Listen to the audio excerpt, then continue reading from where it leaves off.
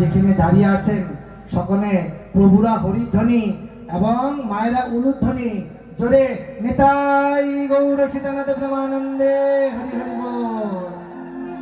এবং আমি রথযাত্রা কমিটির সেক্রেটারি সুরজিৎ রায় মহাশয়কে আমি করুণাময় চৈতন্য প্রভুকে একটি প্রসাদী মাল্য দ্বারা বরণ করার জন্য আমি বিনম্র নিবেদন করছি। তো সকলে আবার নিতাই গৌর সীতানাথ প্রেমানন্দে হরি হরি বল।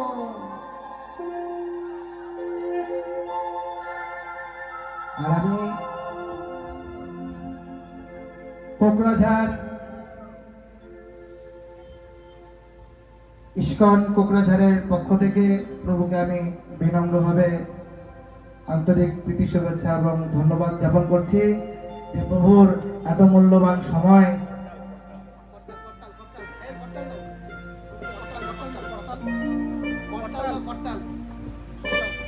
প্রভুকে ওনার মূল্যবান সময় এই অমৃতময় বাণী বর্ষণ করার জন্য আমি বিশেষভাবে প্রভুকে ধন্যবাদ জানাচ্ছি।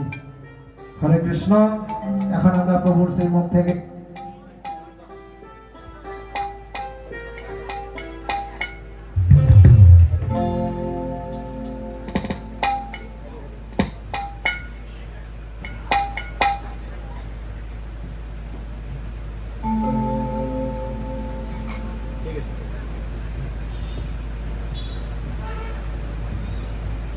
हरे कृष्णा हरि बोल।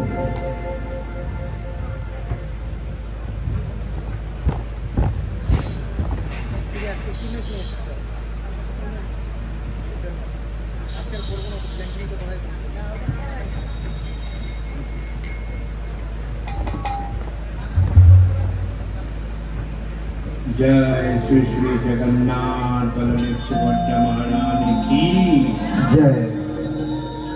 श्री प्रभुपाद की जय। अनंत कोटि वैष्णव वृंद की जय। निताई गौर प्रेमानंदे हरि हरि बोल।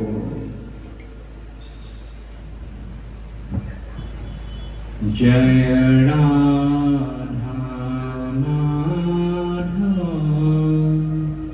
कुंज बिहारी जय राधा माधव कुंज बिहारी। जय राधा माधव कुंज बिहारी जय राधा माधव कुंज बिहारी। जय गोपी जनावल्लभा वरधारी जय गोपी जना वल्लभा गिरिवरधारी। जय गोपी जनावल्लभा वरधारी जय गोपी जना वल्लभा गिरिवरधारी। यशोदानंदन व्रज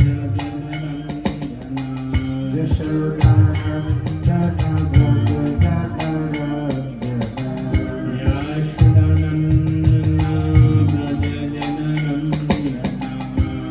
यशोदानंदन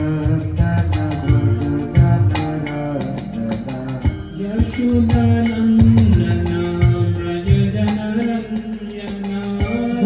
यशोदानंदन व्रज जनरंजना।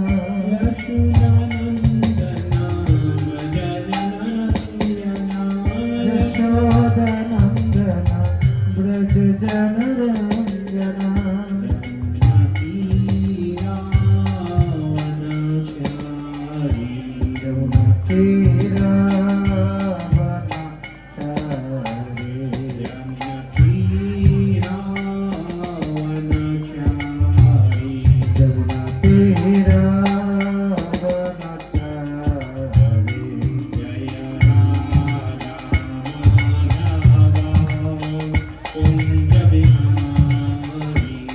जय राधा माधव कुंज विहारी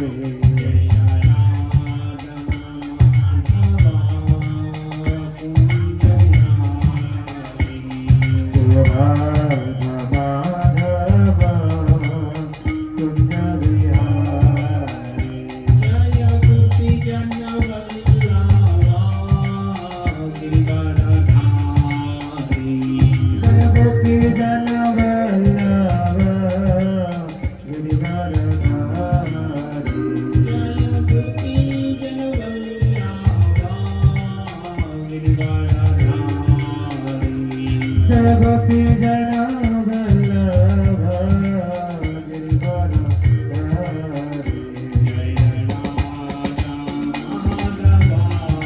सकल हाथताली হবে जय राधा माधव कुंज Vihari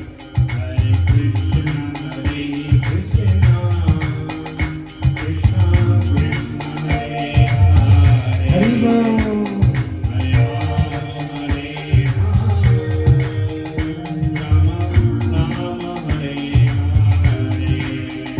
Hare Krishna, Krishna Krishna Hare Hare, Hare Rama Hare Rama, Rama Rama Hare Hare.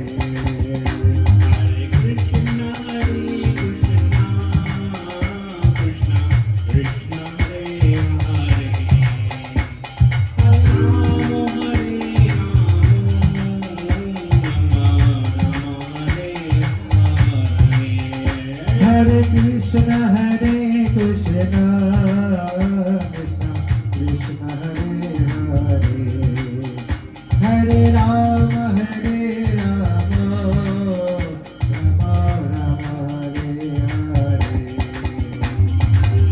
Krishna, Hare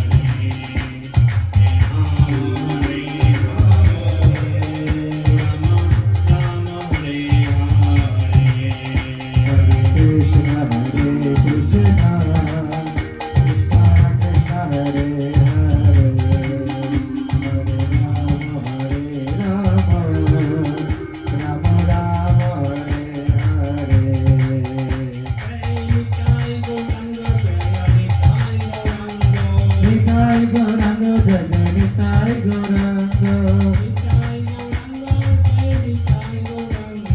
Nitai Gauranga Jaya Nitai Gauranga, Nitai Nitai Nitai Nitai Gauranga, Nitai Nitai Nitai Nitai Gauranga.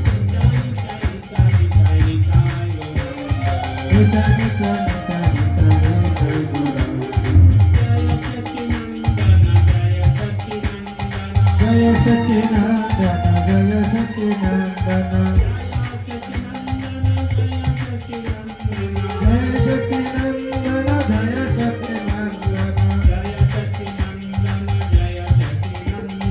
Jaya Satchinandana, Jaya Satchinandana,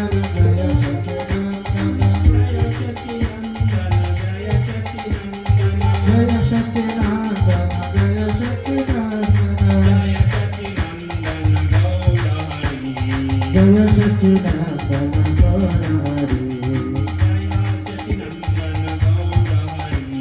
Jaya Satchinandana Gaurahari, Jai Gaura Gaura Gaurahari, Gaura Gaura Gaurahari, Gaura Gaura Gaurahari, Gaura Gaura Gaura Gaura Gaura Gaura Gaura Gaura. Gora gora gora gora gora gora gora gora. Gora gora gora gora gora gora gora gora. Gora gora gora gora gora gora gora gora. Gora gora gora gora gora hari. Gora gora gora gora gora hari.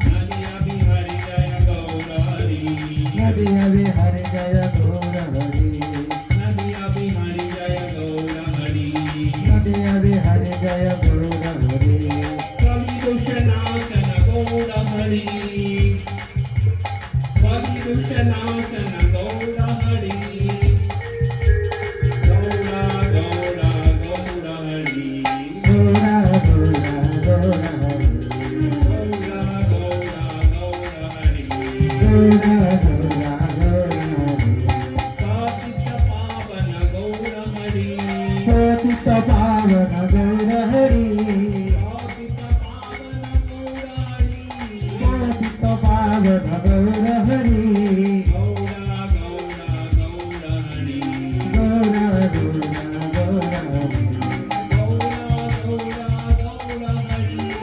Gaura Gaura Gaura Hari Gaura Gaura Gaura Gaura Hari जय राधा माधव राधा माधव राधे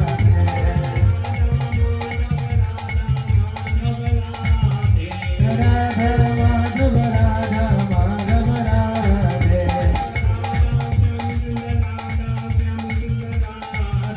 जय राधा श्याम सुंदर राधा श्याम सुंदर राधे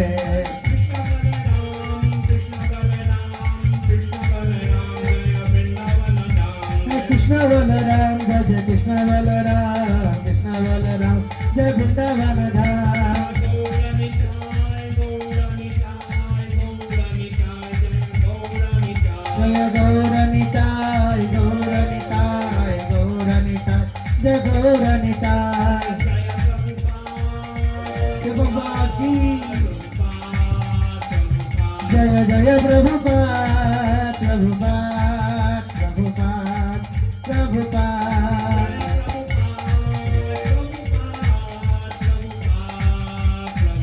जय जय प्रभुपाद प्रभुपाद प्रभुपाद प्रभुपाद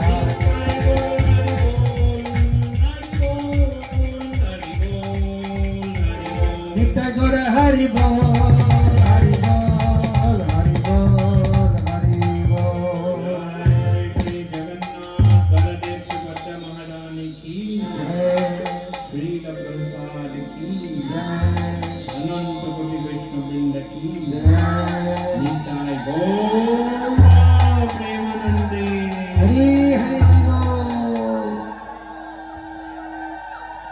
ओम ज्ञानति निरन्धस्य ज्ञानञ्जनशलाकया चक्षुरुन्मीलितं येन तस्मै श्रीगुरुवे नमः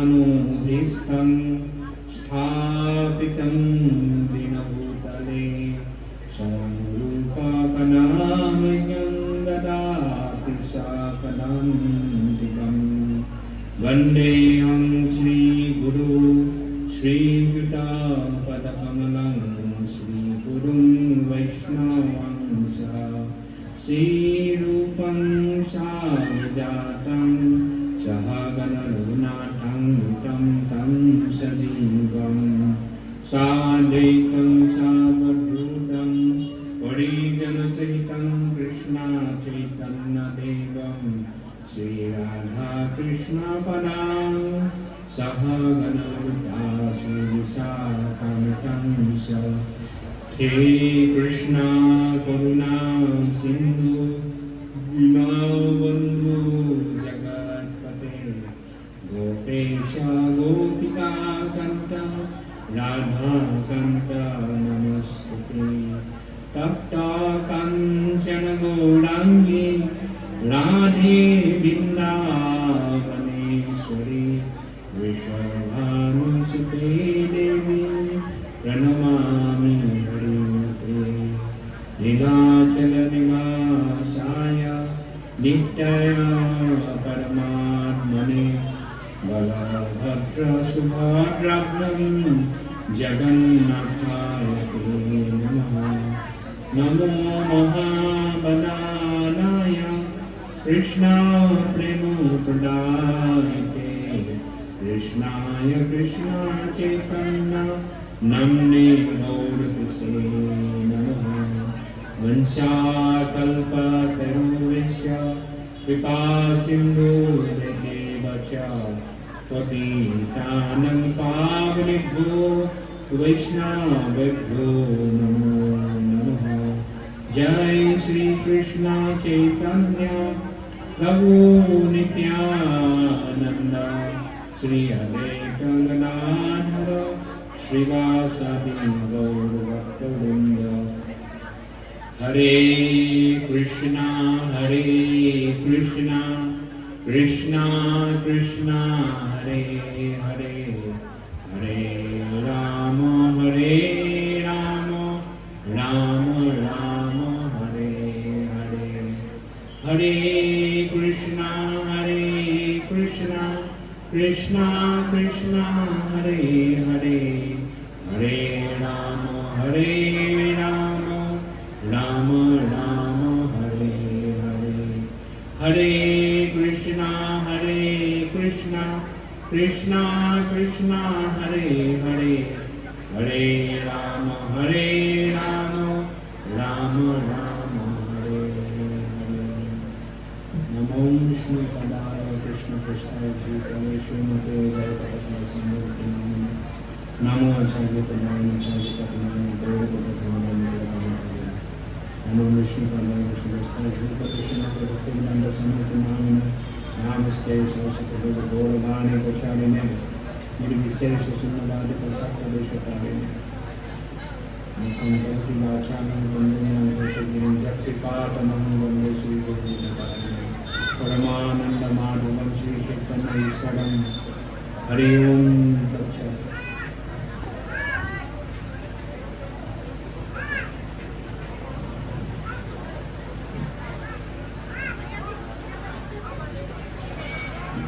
हरे कृष्णा। तो ইয়াত মই আজি অসমীয়াত কওঁ, অসমীয়াত সকলোৱে বুজি পায়? তো আমাৰ কি মহোৎসৱ চলি আছে? জগন্নাথ ৰথযাত্ৰা মহা মহোৎসৱ। জগন্নাথ ৰথযাত্ৰা সাধাৰণ নহয়। জগন্নাথ ৰথযাত্ৰাত পাৰ্টিচিপেট কৰিব, অংশগ্ৰহণ কৰিবলৈ দেৱ দেৱতা সকলো ৰখি থাকে। কেতিয়া জগন্নাথ ৰথযাত্ৰা আহিব, তেতিয়া আমি জগন্নাথৰ ৰথ টানিম। সকলো দেৱ দেৱতা ৰখি থাকে। আৰু স্বয়ং হনুমানে জগন্নাথৰ ৰথ টানে।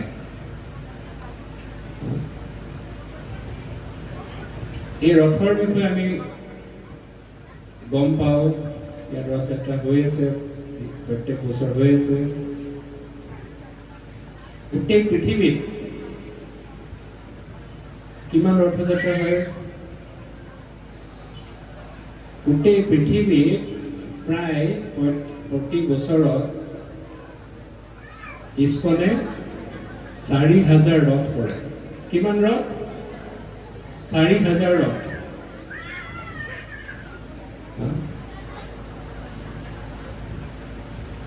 আৰু বহুত জেগাত ৰথৰ যোনদিনা ৰথ হয় সেইদিনাখন গভৰ্ণমেণ্টে বন্ধ দিয়ে। প্ৰভুপাদ যেতিয়া আমেৰিকাত গৈছিল প্ৰথম,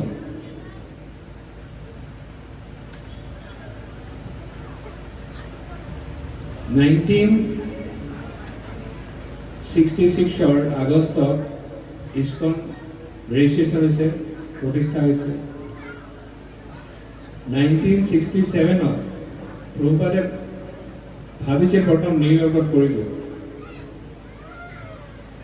কিন্তু তাত তেনেকুৱা পৰিৱেশ পোৱা নাছিলে জগন্নাথৰ ইচ্ছা বেলেগত আছে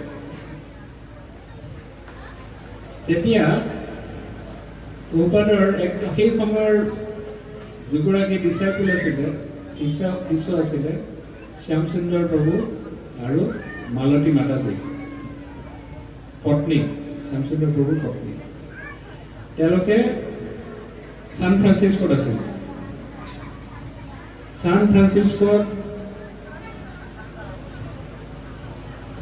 প্ৰভুপাদক মাতিছে যে আপুনি প্ৰভুপাদ সান ফ্ৰান্সিস্কোত আহক য'ত তেওঁলোক আছিলে শ্যামসুন্দৰ মাতাজী শ্যামসুন্দৰ প্ৰভু মালতী মাতাজী আৰু বেলেগ যিসকল এজন দুজন ভক্ত আছিলে তেওঁলোক যোনটো ঘৰত আছিল প্ৰভুপাদে গৈ দেখা পাইছে যে তাত আমি যেনেকে ঘৰৰ বস্তু সজাই থৈ দিওঁ কিবা কিবি আমি থৈ দিওঁ নহয় সজাই পেলাই ধুনীয়া ড্ৰয়িং ৰুমত ভাল লাগিব কাৰণে তেনেকে ড্ৰয়িং ৰুমত এটা জেগাত সজাই থোৱা আছিলে একদম সৰু কাৰোবাৰ বিগ্ৰহ কাৰ বিগ্ৰহ জগন্নাথৰ বিগ্ৰহ একদম সৰু অকল জগন্নাথ আছে প্ৰভুপাদে দেখাৰ লগে লগে প্ৰভুপাদে দণ্ডবত প্ৰণাম কৰিছে জগন্নাথক কৈছে যে এইটো কেনেকে সম্ভৱ হ'ব যে জগন্নাথ জগতৰ নাথ তেওঁ কেনেকে আহি সান ফ্ৰান্সিস্কোৰ ইয়াত কেনেকে আগতে ৰখি আছে তেতিয়া মালতী মাতাজী ক'লে যে এয়া আমি য'ত কাম কৰো জাহাজত বস্তুবিলাক আহে সেই কোম্পানীটোত কাম কৰো আৰু জাহাজত গোটেই এদিন লেবাৰে কাৰ্টুনবিলাক নমাই আছিল এই কাৰ্টুনটো ফাটি পেলাই কিবা এটা পৰি গ'ল কি বস্তু আমি নাজানো মোৰ কিবা এটা ভাল লাগিলে সেইকাৰণে লৈ গুচি আহিলো মই প্ৰভুপাদে কৈছে যে এইটো ভাল লগা বস্তু নহয় এই স্বয়ং জগন্নাথ প্ৰভুপাদ গৈ পোৱাৰ আগত জগন্নাথ তাত হাজিৰ হৈ আছে পিছত সেই দোকানখন এই তাতে য'ত পাইছিলে এই তাত প্ৰভুপাদে আকৌ এওঁলোকক পঠাইছে যে য'ত জগন্নাথ আছে তাত বলদেৱো থাকিব আৰু সুভদ্ৰা মহাৰাণীও থাকিব বিচাৰি আকৌ পঠাইছে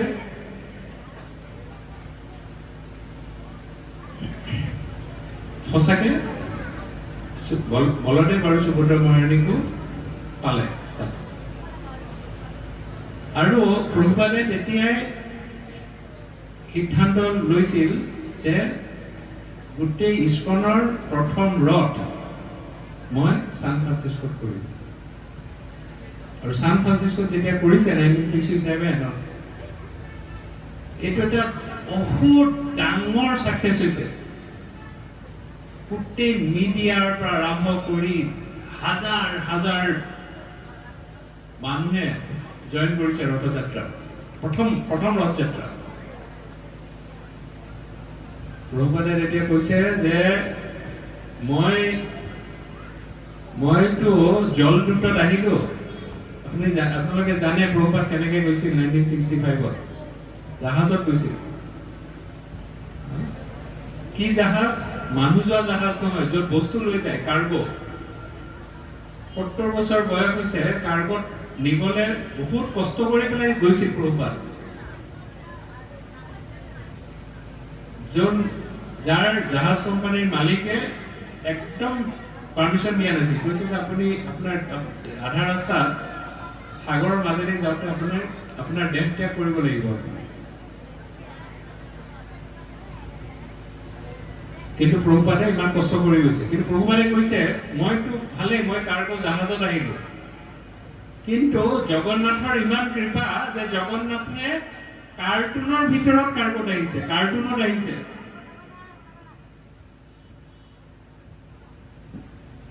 সেইকাৰণে বহুতে ক'ব বিচাৰে যে ইস্কনৰ যিটো আজি বিশ্বব্যাপী যি প্ৰচাৰ হৈছে এই প্ৰচাৰৰ প্ৰথম প্ৰচাৰক স্বয়ং জগন্নাথ নিজে আগতে গৈ তাতে ৰখি আছে আৰু সান ফ্ৰান্সিস্কোৰ এই ৰথযাত্ৰাৰ পিছৰ পৰা ইস্কন চাৰিফালে প্ৰসাৰিত হ'ব ধৰিছে।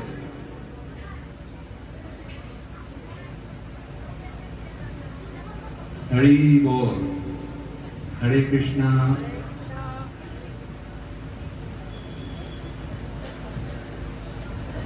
আমি ভগৱানৰ কথা, জগন্নাথৰ কথা যেতিয়া শ্ৰৱণ কৰোঁ,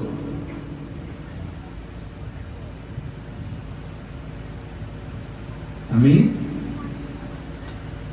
মনোযোগেৰে শ্ৰৱণ কৰিব চেষ্টা কৰিব লাগে। মই বিভিন্ন কথা পাতিব পাৰোঁ, কথা পতাত কোনো অসুবিধা নাই, কিন্তু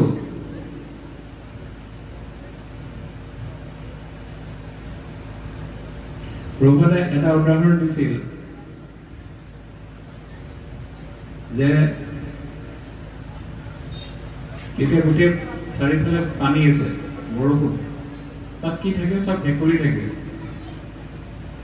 এই ভেকুলীবিলাকে বাৰিষা যেতিয়া আহে কি কৰে? খুব চিঞৰিব আৰম্ভ কৰে।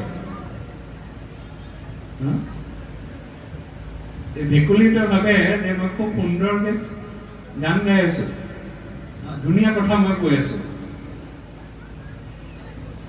যেতিয়া ভেকুলীটোৱে তেনেকে ভাবে, এই যে ভেকুলীয়ে কথা কৈ আছে বা যে মই সুন্দৰ কথা কৈ আছো, এইটোৱে কাক আকৰ্ষণ কৰে? সাপক। সাপে আহি পেলাই টপকে খাই দিয়ে। আমিও যদি ভগৱানৰ কথা কৈ আছো, ভগৱানৰ লীলা শ্ৰৱণ কৰি আছো, ভগৱানৰ কথা কৈ আছো, তেতিয়া কোনো অসুবিধা নাই। মৃত্যুৰ সময়ত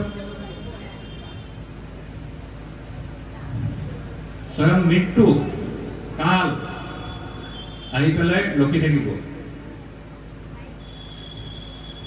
আৰু নহলে আমি যিমান ভাবো যে আমি খুব ভাল কথা কৈ আছো, আমি যুক্তিসংগত কথা কৈ আছো, খুব ধুনীয়া কথা আমি ক'ব জানো, যিমান top top top top top top কৰি থাকিম, মৃত্যুৰ সময়ত কথা ক'ব পাৰিম নেকি? মাতাজী, কথা ক'ব পাৰিম? লগে লগে বন্ধ হৈ যাব। গতিকে ভগৱানৰ কথা শ্ৰৱণ আমি শ্ৰৱণ কৰিব লাগে, আৰু অকল ভগৱানৰ কথা পাতিব লাগে, লীলা কথা পাতিব লাগে।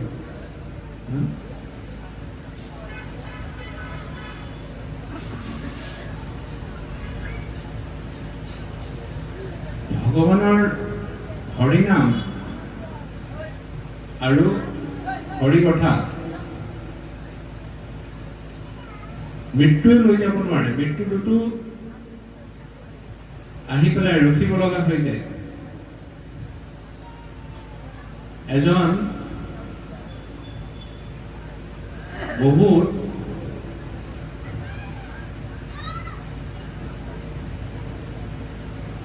উচ্চ স্তৰৰ এজন ভক্ত আছিল।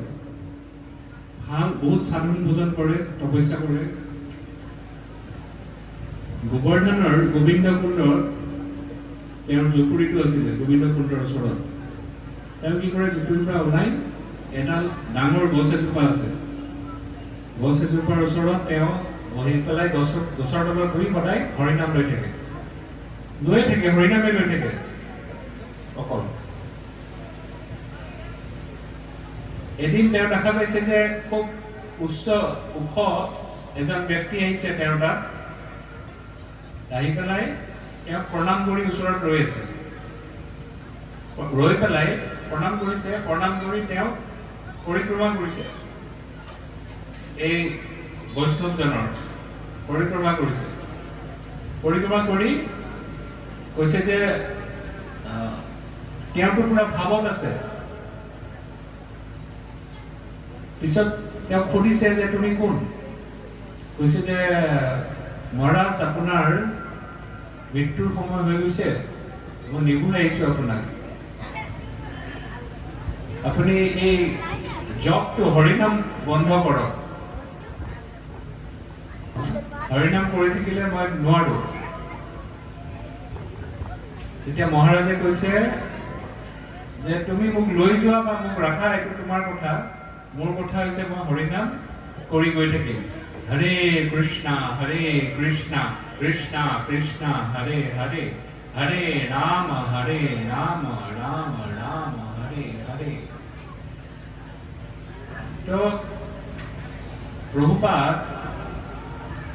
প্ৰভুপাদে বহুত কষ্ট কৰিছিল আপোনালোকে কেতিয়াবা চাব সান ফ্ৰান্সিস্কো যেতিয়া ৰথযাত্ৰা আৰম্ভ হৈছে প্ৰভুপাদৰ কি মুডত প্ৰভুপাদে ৰথৰ ওপৰত নাচিছিলে হাজাৰ হাজাৰ মানুহ তাত কেতিয়াবা ভিডিঅ' সময় পালে চাব বহুত কষ্ট কৰিছে সেইকাৰণে আজি গোটেই বিশ্বব্যাপী ইস্কন তেনেকুৱা এটা জেগা নাই য'ত ইস্কন গৈ পোৱা নাই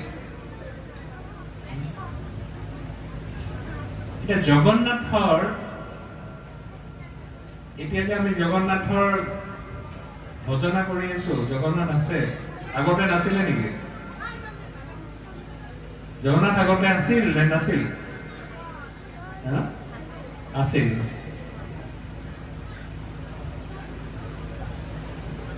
ব্ৰহ্মাৰ যিমান আয়ুস আছে তাত দুটা পাৰ্ট থাকে ফাৰ্ষ্ট পাৰ্ট ছেকেণ্ড পাৰ্ট ব্ৰহ্মাৰ আয়ুসৰ এটা পাৰ্ট আমাৰ আয়ুস কিমান থাকে খুব যদি বেছি থাকো কিমান থাকিব মাতাজী 500 বছৰ মান থাকিব নাথাকে ঠিক আছে যদি 500 বছৰ নাথাকো 5 মিনিট থাকিম নে নাই সেইটো নাজানো আমাৰ অৱস্থা এইটো ব্ৰহ্মাৰ ফিক্স আয়ু ব্ৰহ্মাৰ আয়ু হিচাপ কৰিব হলে ইয়াতো নোৱাৰিব হিচাপ কৰিব মই কৈ দিছো ঘৰত গৈ হিচাপ কৰি চাব এটা ফাৰ্ষ্ট এক লিখিব একৰ পিছফালে 19টা 19 zeros লগাই দিব 19টা শূন্য লগাই দিব যিমান বছৰ হ'ব ব্ৰহ্মাৰ এটা পাৰ্ট মানে 50% ব্ৰহ্মাৰ আয়ুষৰ 50% আৰু ইটো পাৰ্টত আকৌ এক দি পেলাই আৰু 19টা শূন্য লগাই দিব নহলে আমি এনেকে হিচাপ কৰিব নোৱাৰো বহুত ক্যালকুলেশন আছে অতি সহজ ক্যালকুলেশনটো হৈছে একৰ পিছত 19টা শূন্য এই প্ৰথম যেটো পাৰ্ট আছে ব্ৰহ্মাৰ এই পাৰ্টত গোটেই পৃথিৱী কোনে সৃষ্টি কৰে তাৰ দায়িত্ব কাক দি হৈছে ব্ৰহ্মা সৃষ্টি কৰিলে গোটেই বিশ্ব ব্ৰহ্মাণ্ড সৃষ্টি কৰিলে এই বিশ্ব ব্ৰহ্মাণ্ডখন কৰাৰ পিছত এইটো মেইনটেইন কোনে কৰে স্বয়ং ভগৱানে কৰে নিজে মেইনটেনেন্সটো খুব ক্ৰিটিকেল বিভিন্ন প্ৰব্লেম থাকে কাৰণ ভগৱানে নিজে দায়িত্ব লয় আৰু যেতিয়া এখন সংহাৰ কৰিব সংহাৰৰ দায়িত্বটো কাৰ মহাদেৱে সংহাৰ কৰে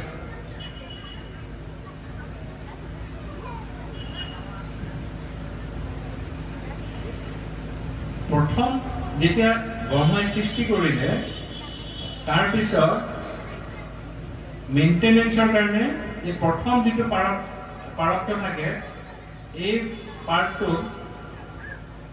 এই পৰকটো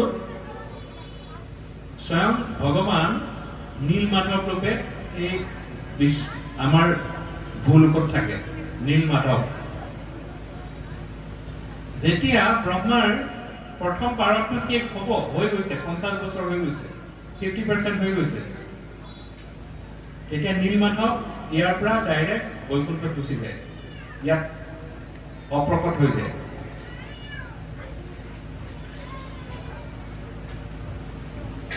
যেতিয়া প্ৰথম পাৰকটো হৈছে শেষ হ'ব আৰু প্ৰথম পাৰটো ব্ৰহ্মাৰ তেতিয়া ইন্দ্ৰদম্ন মহাৰাজ অৱন্তিপুৰ বুলি এটা জেগা আছে এতিয়া সেইটো উজ্জয়িনী উজ্জয়িনত মধ্যপ্ৰদেশ তাৰ তেওঁ ৰজা আছিলে আৰু তেওঁ ইন্দ্ৰদুম্ন মহাৰাজ ভগৱানৰ সাংঘাতিক ভক্ত আছিলে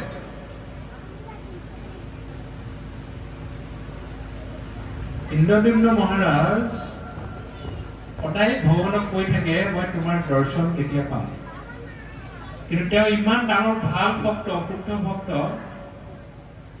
তেওঁ ওচৰত নাৰদ মুনি আহিলে নাৰদ মুনি আহি পেলাই কৈছে যে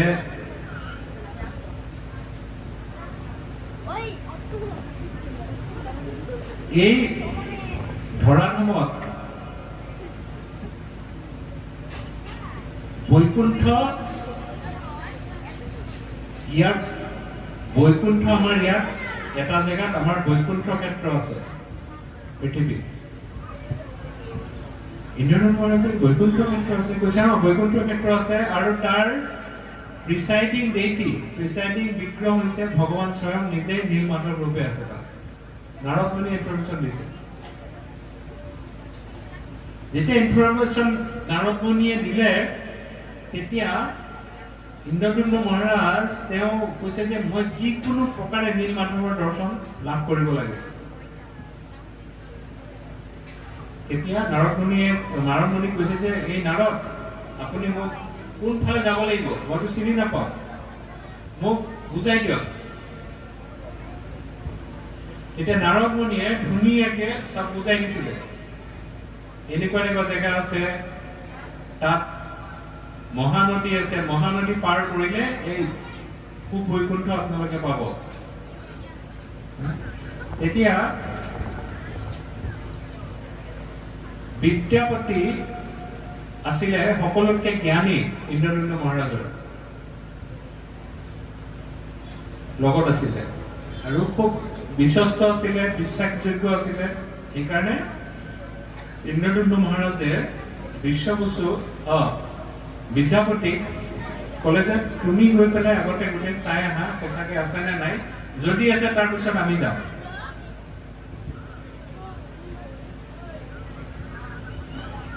যেতিয়া বিদ্যাপতিয়ে উজ্জয়িনৰ পৰা অৱন্তিপুৰৰ পৰা আহি মহানদী পাইছে এতিয়া মহানদী পাই পেলাই গম পাইছে যে এইটো মহানদী গৈছিল এইখনে মহানদী আৰু এইখন পাৰ হলে মই বৈকুণ্ঠত প্ৰৱেশ কৰিম ভূ বৈকুণ্ঠত মহানদী ক্ৰছ কৰিছে কৰি পেলাই বিদ্যাপতি কনফাৰ্ম হৈ গ'ল যে এইখনেই ভূ বৈকুণ্ঠ এইখনে কিহৰ কাৰণে কনফাৰ্ম হৈ গ'ল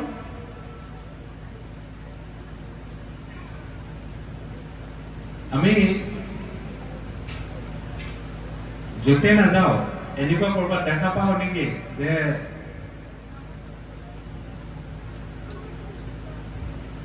বাঘ আৰু হৰিণা একেলগে বহি আছে বুলি হৰিণা বাঘৰ গম পালে 1 কিলোমিটাৰ আগতে পলায় আৰু বাঘেও হৰিণা দেখা পালে এৰি নিদিয়ে সহজে কিন্তু বিদ্যাপতিয়ে দেখা পাইছে যেতিয়া মহানদী ক্ৰছ কৰিছে তাত বাঘ আৰু হৰিণা একেলগে আছে বাঘ আৰু হৰিণা একেলগে আলিংগন কৰি পেলাই আছে আলিংগন কৰে কোনো কাৰো প্ৰতি কাৰো শত্ৰুভাৱ নাই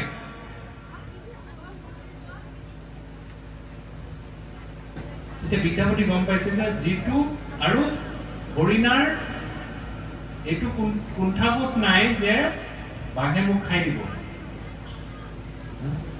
তেতিয়া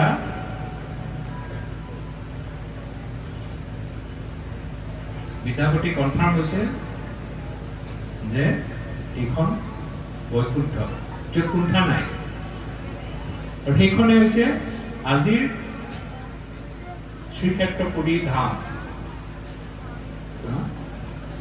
সেই সময়ত বহুত জংঘল আছিলে বিদ্যাপতি তেনেকে গৈ পালে গৈ পাই এতিয়া গম পাইছে যে মই ইয়াত আহি পালো কিন্তু এতিয়া নীলমাধৱক ক'ত বিচাৰি পাম ইয়াৰ পৰা পুৰী কোনে কোনে গৈছে? মই গৈছো, মই হাত তুলিছো। বহুতে গৈছে, বহুত গৈছে।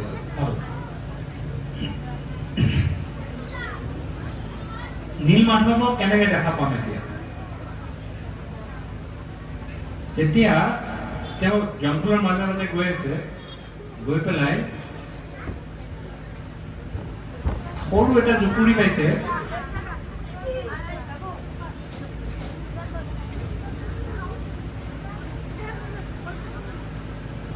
এই জুপুৰিত দেখা পাইছে যে সেই জুপুৰিটো এজন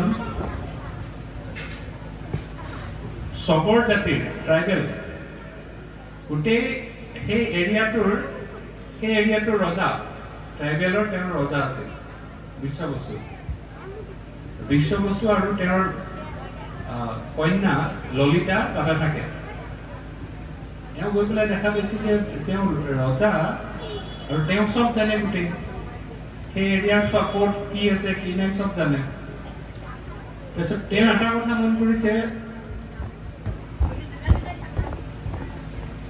যে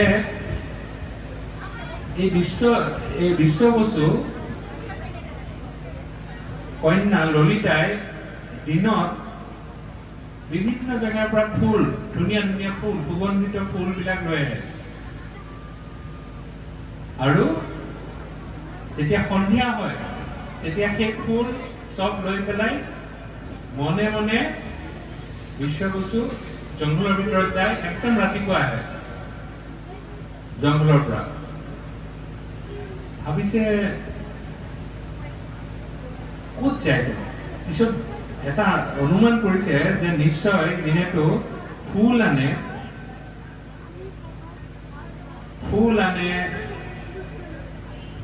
আৰু পূজাৰ বাকী সামগ্ৰীবিলাক ৰেডি কৰে, নিশ্চয় ক'ৰবাত পূজা কৰিবলৈ যায়, অনুমান কৰিছে বিশ্ববসুৱে কেনেকে লগ পাইছে নীলমাধৱক? বিশ্ববসু এদিন গৈ আছে, গৈ থাকোতে দেখা পাইছে যে এটা জেগাত, এটা গুহাৰ ভিতৰত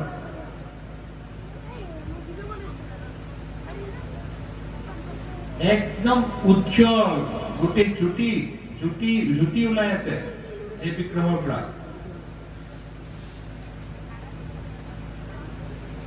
আৰু চতুৰ্ভুজ ৰূপ, নাৰায়ণৰ চতুৰ্ভুজ ৰূপত নীলমাধৱ বহি আছে। বিশ্ববসু দেখা পাই, বিশ্ববসু একো নাজানে কোন বিষ্ণু, কোন কৃষ্ণ, কোন চতুৰ্ভুজী, কোন নীলমাধৱ, একো নাজানে। কিন্তু এইবিলাক হৈছে, যিহেতু আমি যিমান আমাৰ ধন সম্পত্তি আমাৰ যিমান বাঢ়ি গৈ থাকিব, আমাৰ হৃদয়ৰ কলুকতাও আৰু সিমানে বাঢ়ি গৈ থাকিব। অহংকাৰ আহিব, ক্ৰোধ আহিব, টেনচন আহিব, চব যিমান নাহিব লগা বস্তু আছে চব আহিব। সেইকাৰণে আগৰ দিনৰ যিবিলাক ৰজা আছিলে, সম্ৰাট, যেনেকে ভৰত মহাৰাজ, হৰি বল, হৰে কৃষ্ণ, হৰে কৃষ্ণ।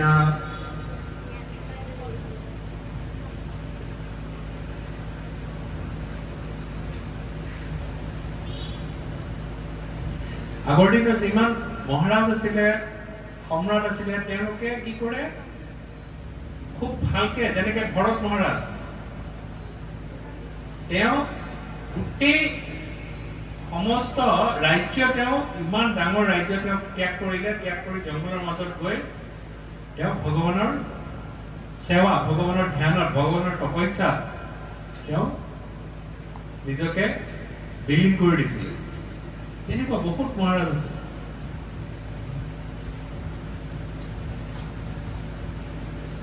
যেনেকে পৰীক্ষিত মহাৰাজ যেতিয়া গম পালে মৃত্যু হব,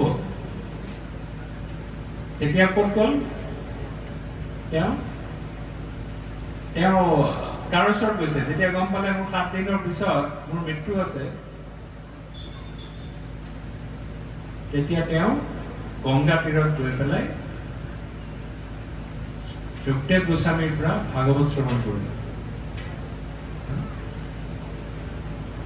এই গোটেই ঐশ্বৰ্য যিমান আছিলে ক্ষমতা চব এৰি দিছিলে। কাৰণ যিমান ঐশ্বৰ্য একো ভাল বস্তু নহয়। ভাল বস্তু প্ৰভুপাদে কৈছে গোটেই পৃথিৱীৰ যিমান পইচা আছে মোক দিয়া, মই কি কৰিম? গোটেইখিনি মই ভগৱানৰ সেৱাত লগাম।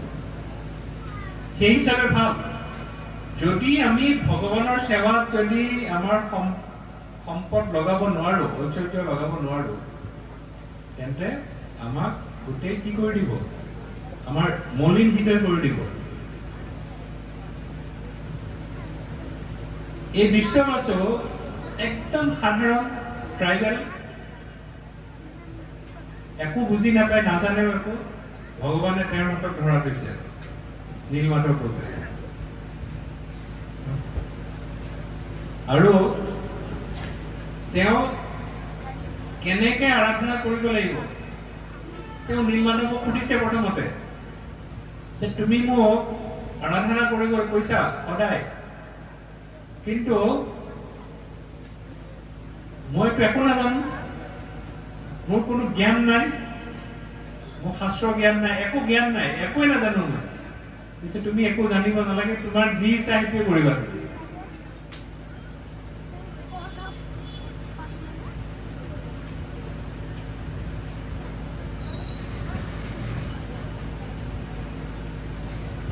কিন্তু যেতিয়া এজন ভগৱানৰ ভক্ত হৈ যায়,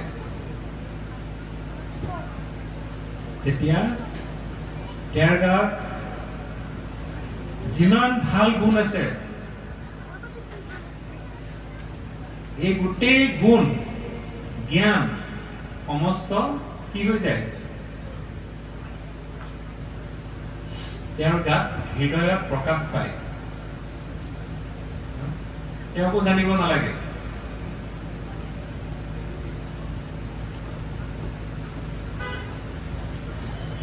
তেওঁৰ একো অ আ ক খ একো জানিব প্ৰয়োজন নাই। কোনোবা যদি ভগৱানৰ ভক্ত হৈছে, সমস্ত পৃথিৱীৰ সমস্ত জ্ঞান তেওঁৰ হৃদয়ত প্ৰকাশ পায়। কেনেকে আৰতি কৰিব লাগিব, কেনেকে অৰ্চনা কৰিব লাগিব, কেনেকে আৰাধনা কৰিব লাগিব নীলমাধৱক, এই সমস্ত জ্ঞান বিশ্ববসুৰ হৃদয়ত প্ৰকাশ পালে। বিশ্ববসুৱে এনেকুৱাকে ৰাখিছে নীলমাধৱক, আনকি নিজৰ জীয়েকক কোৱা নাই, ললিতাক কোৱা নাই যে মই নীলমাধৱক সেৱা কৰিবলৈ যাওঁ সদায়। খালি কৈছে যে মই ক'ৰবাত যাব লাগে, তুমি দিনত এই এনেকে তুমি গোটেই ৰেডি কৰি থবা। বিদ্যাপতি তেনেকে প্ৰায় 1 বছৰ থাকিলে। আৰু 1 বছৰ আগতে বিদ্যাপতিয়ে ললিতাক গম পাইছে, মই যদি নীলমাধৱৰ ওচৰত যাব হয়, মই তেওঁলোকৰ আস্থাভাজন হ'ব লাগিব, তেওঁলোকে মোক বিশ্বাস কৰিব লাগিব। সেইকাৰণে ললিতাক বিয়া কৰালে বিদ্যাপতি। বিয়া কৰাই 1 বছৰ তেনেকে কটালে। কটোৱাৰ পিছত এদিন বিদ্যাপতিয়ে ললিতাক কৈছে যে মই বহুত দিন তোমাক কৈ আছো,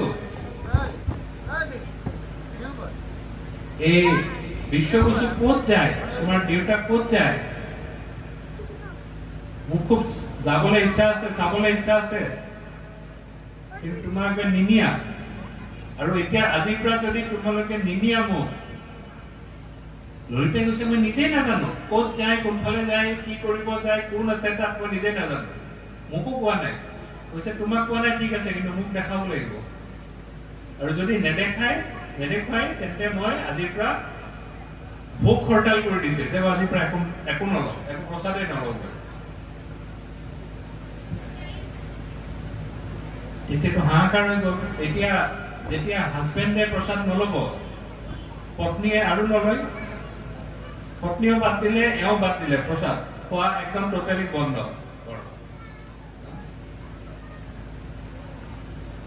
কলিযুগত বেলেগ, আজিকালি অলপ বেলেগ হৈছে। হাজবেণ্ড আৰু ৱাইফৰ যিটো ৰিলেশ্যন, এই সম্বন্ধটো সম্পূৰ্ণ এতিয়া জড়জাগতিক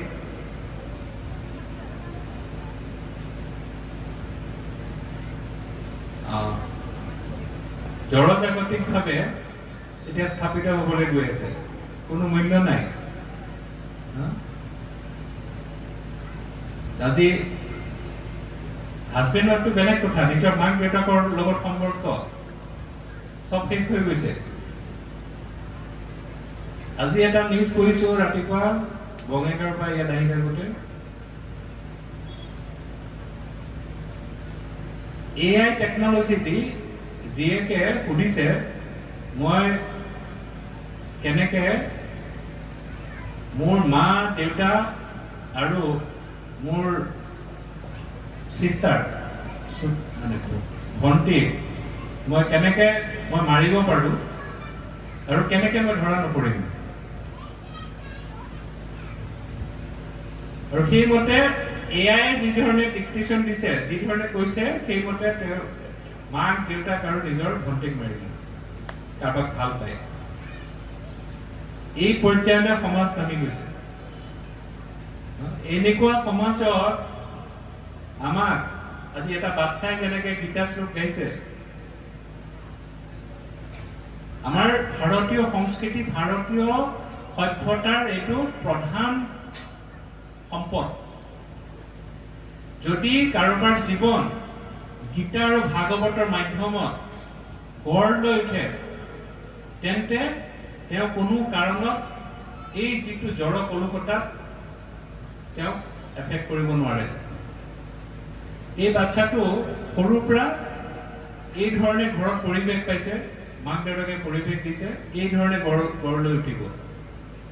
প্ৰভুপাদে কৈছিল বৃন্দাবনত এজন পূজাৰী আছিলে, এতিয়া বাচ্চাক কৈছে যে মই সদায় বিগ্ৰহ অৰ্চন কৰিব লাগে, ড্ৰেছিং কৰিব লাগে, আৰতি কৰিব লাগে, চব কৰিব লাগে, মই সময় নাপাওঁ মোৰ ফেমিলিক মোৰ বাচ্চাক সময় দিবলৈ, মই কি কৰা উচিত? প্ৰভুপাদক কৈছে, প্ৰভুপাদে কৈছে যে তুমি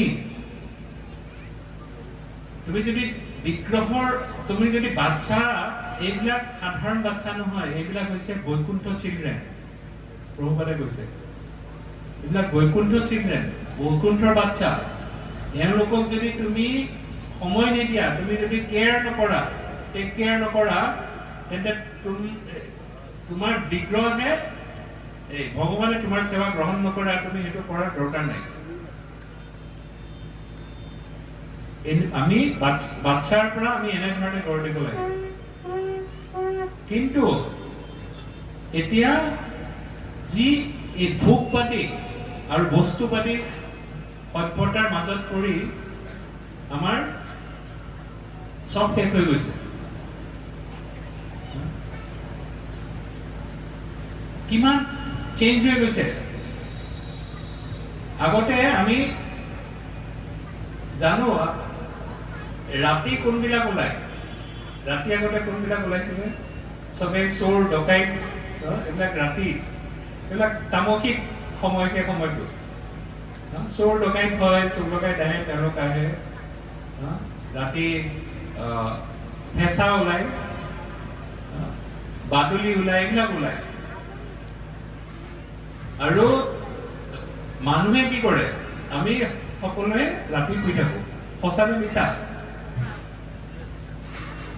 আজিকালি পৰিৱৰ্তন হবলৈ গৈ আছে, কোকৰাঝাৰ মই নাজানো, কিন্তু অন্ততঃ গুৱাহাটীত মই দেখা পাইছো যে আপুনি ৰাতি ৩টা বজাত আহক, 2টা বজাত আহক, 1টা বজাত আহক, দেখিব গোটেই গণেশগুৰি, গোটেই বজাৰ ভৰ্তি। বেলেগ বজাৰ নহয়, অকল খোৱা, চব মানুহবিলাকে ৰাতি গৈ গৈ তাত দাম ধুম যোনে যি পাৰিছে খাই আছে। এইবিলাক চব কলিযুগৰ প্ৰভাৱ, চব ওল্টা হৈ গৈ আছে। বিশ্ববাসু যেতিয়া দেখা পালে যে নিজৰ ছোৱালীয়ে চব ত্যাগ কৰিছে, খোৱা বন্ধ কৰিছে, নিজৰ জোঁৱায়ে চব খোৱা বন্ধ কৰিছে, অতি দুখ পাইছে শেষত তেওঁ ইমানকে কোৱাৰ পিছত তেওঁ এগ্ৰী হ'ল সন্মতি দিলে যে ঠিক আছে মই লৈ যাম কিন্তু মোৰ এটা চৰ্ত আছে মই বিদ্যাপতিক লৈ যাম নীলমাধৱৰ ওচৰত কিন্তু মোৰ এটা চৰ্ত আছে চৰ্তটো কি মই বিদ্যাপতিক চকু বান্ধি পেলাই লৈ যাম তাত গৈ দৰ্শন কৰিব দৰ্শন কৰাৰ পিছত মই আকৌ চকু বান্ধি দিম যেতিয়া গ'ল তেনেকে চকু বান্ধি লৈ গৈছে বিদ্যাপতি গৈ পেলাই যেতিয়া পাইছে নীলমাধৱক দৰ্শন কৰিছে বিদ্যাপতিৰ সম্পূৰ্ণৰূপে কি হৈ গৈছে ভাবাতীত হৈ গৈছে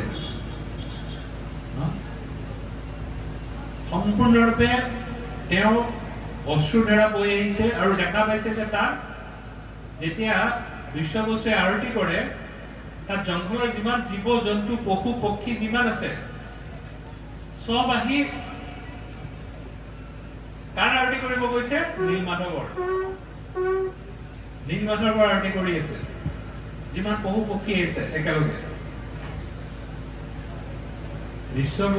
বিশ্ববসুৱে কৈছে যে তুমি আৰু এতিয়া দৰ্শন হৈ গ'ল আৰতি হৈ গ'ল এতিয়া তোমাক মই আকৌ চকু বান্ধি দিলো আকৌ চকু বান্ধি পেলাই ঘূৰাই লৈ আহিছে কিন্তু বিশ্ববসু বহুত জ্ঞানী আছিলে তেওঁ যাওঁতে কি কৰিছে মনে মনে ইয়াত সৰিয়হ লৈ গৈছে আৰু অলপ যাওঁতে মনে মনে পেলাই আছে চকুটো দেখা নাই যাতে কেইমানৰ পিছত সৰিয়হ গছ হ'ব আৰু সেই ৰাস্তাটো যাতে তালৈকে গৈ পায় তাৰপিছত ঘূৰি আহি ক'লে যে মই এতিয়া বিদ্যাপতিক কোনে পঠাইছিলে ইন্দ্ৰদুম্ন মহাৰাজে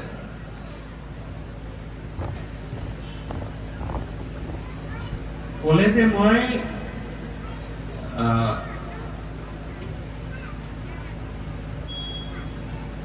যিহেতু দৰ্শন পালো এবাৰ মই 1 বছৰ মানৰ কাৰণে মই গৈ আছো অৱন্তিপুৰলৈ গৈ আছো তাৰপিছত মই আহি আছো আকৌ মই আহি তোমালোকে চিন্তা কৰিব নালাগে মই আহি আছো বিদ্যাপতি আকৌ ঘূৰি গ'ল অৱন্তিপুৰ গৈ ইন্দ্ৰদুম্ন মহাৰাজক গোটেই বৰ্ণনা দিলে যে নাৰদ মুনিয়ে যি কৈছিল এইটো একেবাৰে সঁচা কথা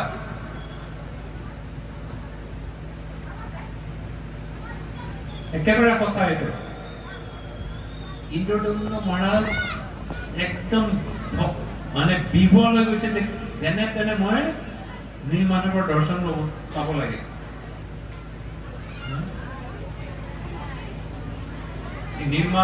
এতিয়া ইন্দ্ৰদুম্নৰ মহাৰাজৰ পত্নী কোন এইটো আমি আজি জগন্নাথক আনি য'ত ৰাখিছো এইটো কি মাছিবাৰী মাছি কোন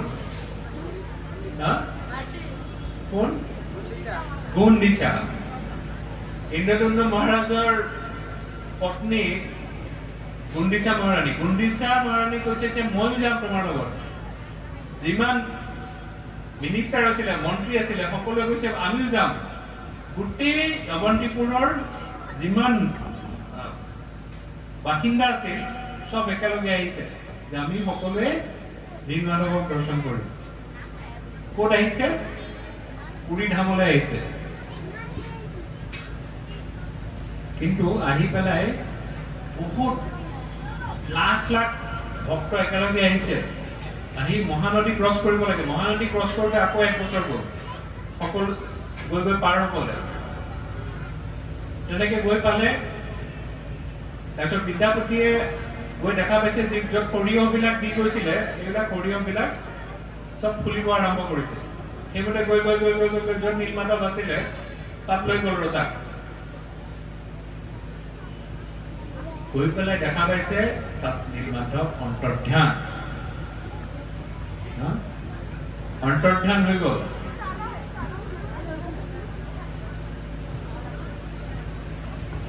আমি যদি কৰবাত দিল্লী যাওঁ ট্ৰেইনৰ টিকেট আছে আমাৰ কনফাৰ্ম টিকেট আমি গৈ সিটত বহিলো টিটি আহি গ'লে আপোনাৰ কনফাৰ্মেশ্যন কেনচেল হৈ গ'ল ভাল লাগিব নে বেয়া লাগিব বেয়া লাগিব ইমান কষ্ট কৰি অৱন্তিপুৰৰ পৰা ইয়াত আহিলে আহি পেলাই কাৰ কাৰণে আহিছে, অন্তৰত কাক লৈ আহিছে, নীল মাধৱ আহি পেলাই দেখা গৈছে নীল মাধৱ নাই। একদম চবেই কান্দিব আৰম্ভ কৰিছে।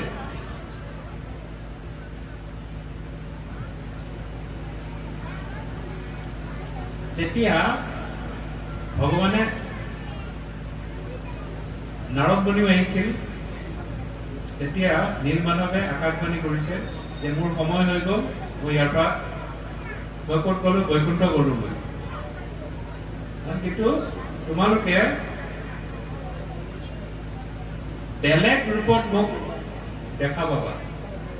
তাৰমানে প্ৰথম ব্ৰহ্মাৰ ফাৰ্ষ্ট যিটো 50% আয়ুস, সেই 50% আয়ুস যেতিয়া সমাপ্ত হৈ গ'ল, নীল মাধৱ ইয়াত নাথাকে, এইখন ইয়াৰ পৰা গুচি যায়। আকৌ পিছৰ বেলেগ কল্পত আহিব, নীল মাধৱ আকৌ আহিব, এতিয়া নাথাকে আৰু বেলেগ ৰূপত আহে। এতিয়া বেলেগ ৰূপত কি ৰূপত আহিব, কি ৰূপত আহিব? জগন্নাথৰ ৰূপত। সেইখিনি অকমান কওঁ। বহুতৰ কনফিউজন হয়, জগন্নাথ আগত আছিল, নাছিল, নে সদায় থাকে? জগন্নাথক যোনে আৰাধনা কৰে, যোনে ভক্তি কৰে, তেওঁ ক'ত যাব মৃত্যুৰ পিছত? জগন্নাথক ভক্তি কৰাৰ পিছত ক'ত যাব? ভক্তসকল ক'ত যাব? কোনখন লোকত যাব? আধ্যাত্মিক জগতৰ কোনখন জেগাত যাব? প্ৰভুপাদে কৈছে ক'ত যাব জগন্নাথৰ ভক্ত? গোলোক বৃন্দাবনত যাব। জগন্নাথৰ ভক্ত গোলোক বৃন্দাবনত যাব।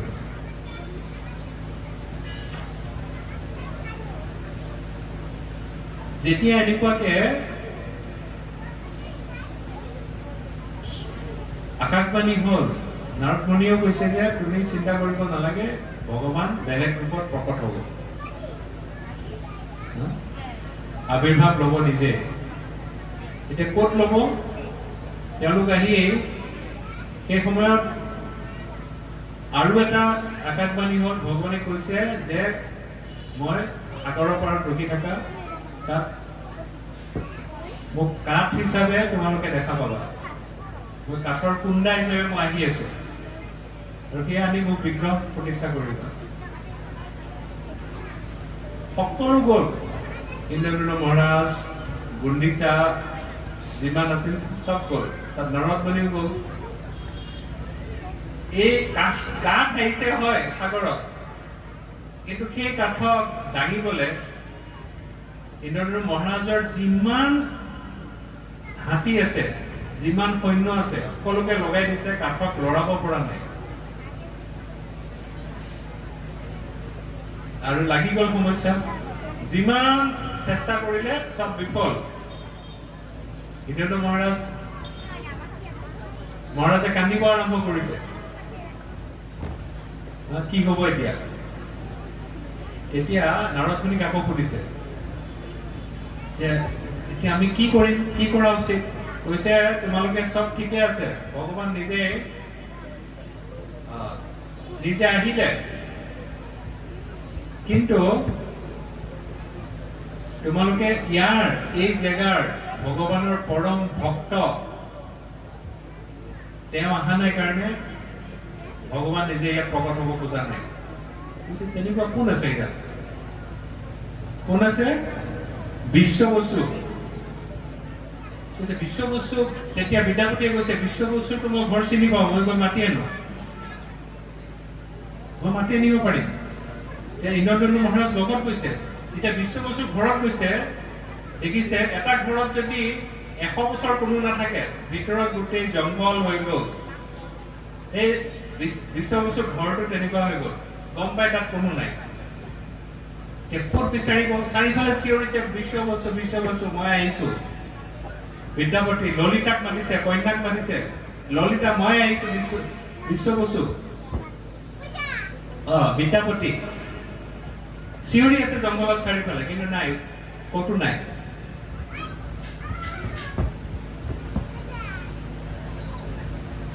এতিয়া নাৰদমণি আকৌ গৈছে। সকলো ক্ষেত্ৰত নাৰদমণিয়ে গুচাই থাকে। নাৰদমণিয়ে তেতিয়া কৈছে ইন্দ্ৰদ্যুম্ন মহাৰাজক, আপুনি এনেকে মাতিলে হেৰি নাহে, বিশ্ববসু নাহে আৰু ললিতা নাহে। আপুনি কওক, আপুনি চিঞৰক, আপোনালোকে চিঞৰক যে তোমালোক ক'ত আছা, তোমালোক আহিব লাগে। স্বয়ং ভগৱান নীলমাধৱ আহি ইয়াত ৰখি আছে তোমালোকৰ কাৰণে। আকৌ চিঞৰিব আৰম্ভ কৰিছে যে তোমালোক য'তে আছা আহিব লাগে। ইয়াত তোমালোকৰ পৰম আৰাধ্য ভগৱান নীলমাধৱ আহি তোমালোকৰ কাৰণে ৰখি আছে।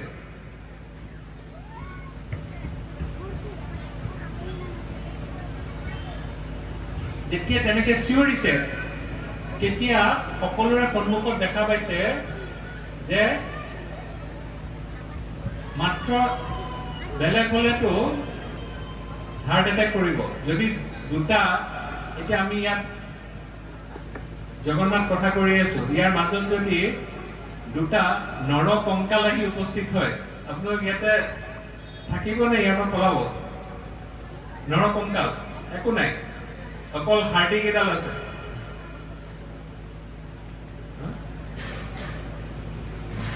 নীলমাধৱৰ বিৰহত বিশ্ববসু আৰু ললিতাই সম্পূৰ্ণ খোৱা পানী পৰ্যন্ত, উশাহ লোৱা পৰ্যন্ত চব ত্যাগ কৰিছে। বছৰ বছৰ হৈ গ'ল, চব ত্যাগ কৰিলে। অকল হাৰ্ডি, অকল অস্থিক নিজৰ প্ৰাণটো ৰাখিছে। আচাৰ্যসকলে কয় যে অস্থি, তেওঁলোকৰ অস্থিৰ ভিতৰত প্ৰাণটো এইকাৰণে আছে কাৰণ প্ৰাণটো ত্যাগ কৰিব পৰা নাই। ভাবিছে কিবা কাৰণত যদি নীলমাধৱ আহে, আমি যদি প্ৰাণ ত্যাগ কৰি দিলো আৰু নীলমাধৱৰ যদি দৰ্শন নহয় আমাৰ,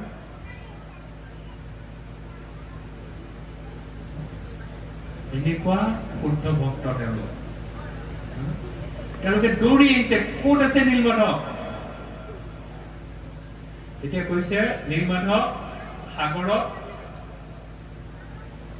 দাৰু বিগ্ৰহ ৰূপে তাতে পৰি আছে।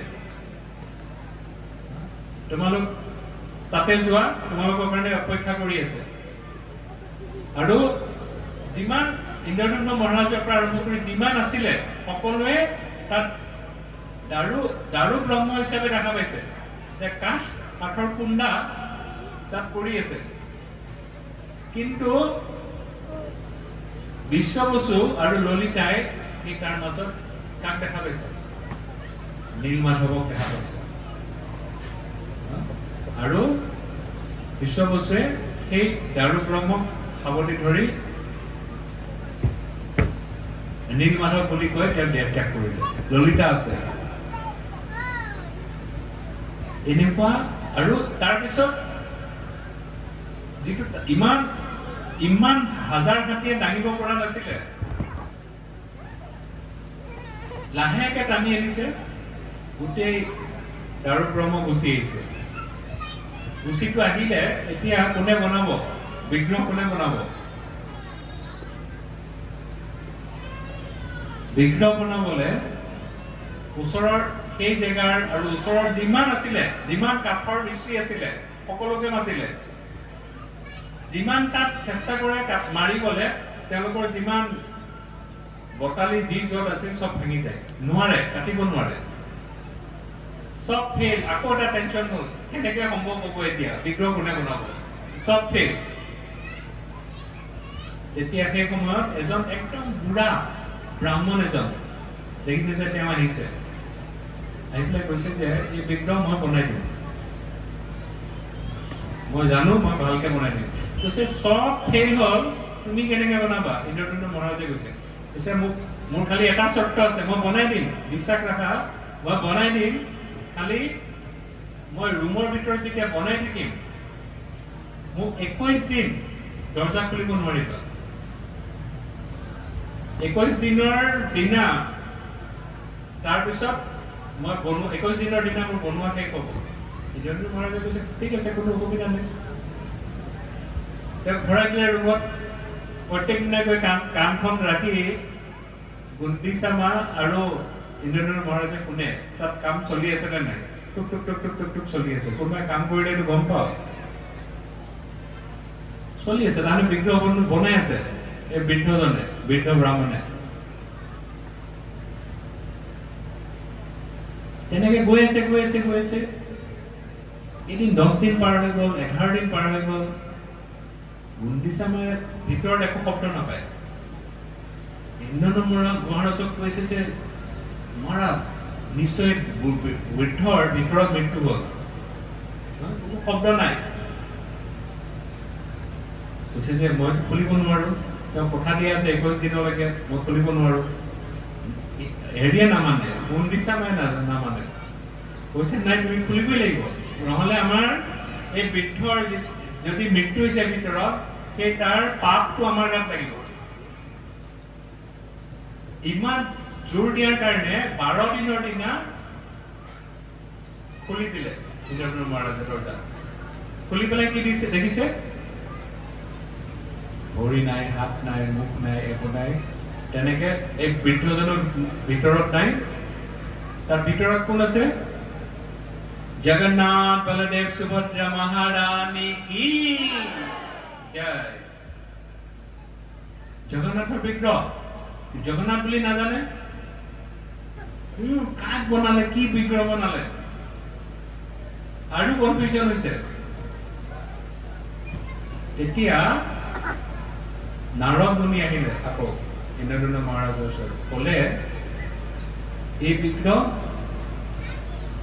ইয়াৰ আগৰ কল্পত দ্বাৰকাত মই নিজে দৰ্শন কৰিছো, আৰু ভগৱানে খালি মোক দৰ্শন দিছে জগন্নাথ বলদেৱ ৰূপে। খালি ভগৱানে এটা কথা মোক কৈ দিছিলে, সেইকাৰণে মই আজিলৈকে কাকো কোৱা নাই, যে কলিযুগত মই জগন্নাথ হিচাপে যাম। যেতিয়া মই জগন্নাথ হিচাপে যাম, সেই সময়তহে তুমি এইটো কবা ইন্দ্ৰধনু মহাৰাজক যে এই বিগ্ৰহ মোৰ আচল ৰূপ এইটোৱে, এই বিগ্ৰহ এই এনেকে মই থাকিম কলিযুগৰ কাৰণে। এতিয়া নাৰদ মুনিয়ে কোৱাৰ পিছত সকলো কনফাৰ্ম হ'ল যে এতিয়া হেৰি কি কয়, জগন্নাথৰ এয়াই বিগ্ৰহ, জগন্নাথ বলদেৱ আৰু সুভদ্ৰা মহাৰাণী। এতিয়া ইন্দ্ৰধনু মহাৰাজে খুব ধুনীয়া মন্দিৰ বনালে। মন্দিৰ বনাই এতিয়া প্ৰতিষ্ঠা কৰিব লাগিব। সকলোৱে কৈছে, নাৰদ মুনিও কৈছে, ইন্দ্ৰধনু মহাৰাজে কৈছে যে ইয়াৰ প্ৰতিষ্ঠা, প্ৰথম যিটো আৰতি হ'ব, প্ৰাণ প্ৰতিষ্ঠা যেতিয়া হ'ব, এইটো আৰতি প্ৰথম, যিহেতু ব্ৰহ্মা এই গোটেই বিশ্ব ব্ৰহ্মাণ্ডৰ সৃষ্টি কৰিছে, গতিকে ব্ৰহ্মা স্বয়ং আহি পেলাই ইয়াত কৰিব লাগিব। ইন্দ্ৰধনু মহাৰাজে কৈছে ঠিক আছে, মই যাওঁ, মাতি আনিম ব্ৰহ্মাক, আমাৰ নিমন্ত্ৰণ দিম মই জগন্নাথৰ প্ৰতিষ্ঠা কৰিবৰ কাৰণে। বিগ্ৰহ প্ৰতিষ্ঠা কৰিবৰ কাৰণে নামি মই মাতি আনিম। তেতিয়া গুণ্ডিচামা আৰু ইন্দ্ৰধনু মহাৰাজ ক'ত গ'ল? ব্ৰহ্মলোকত গ'ল। ব্ৰহ্মলোকত ব্ৰহ্মাক ক'লে, আপুনি বলক, আমাক বিগ্ৰহ প্ৰতিষ্ঠা কৰিব লাগিব ভগৱানক।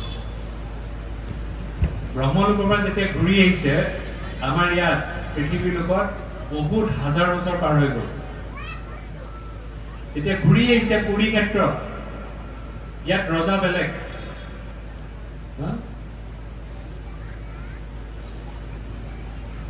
এই ৰজাজন এদিন ঘোঁৰা দি গৈ আছে, ঘোঁৰাৰ যিটো ভৰি এটা ক'ৰবাত লাগি পেলাই তেওঁ বাগৰি গ'ল। এইটো খান্দি দেখা পাইছে আমাৰ জগন্নাথ মন্দিৰৰ একদম ওপৰৰ যিটো য'ত সুদৰ্শন থাকে, এই ওপৰৰ সেই সৰু এটা পাথৰৰ নিচিনা হৈছে, তাত ঘোঁৰাৰ ভৰি লাগিছিল, বাকী চব বালি দি পোত খাই গ'ল।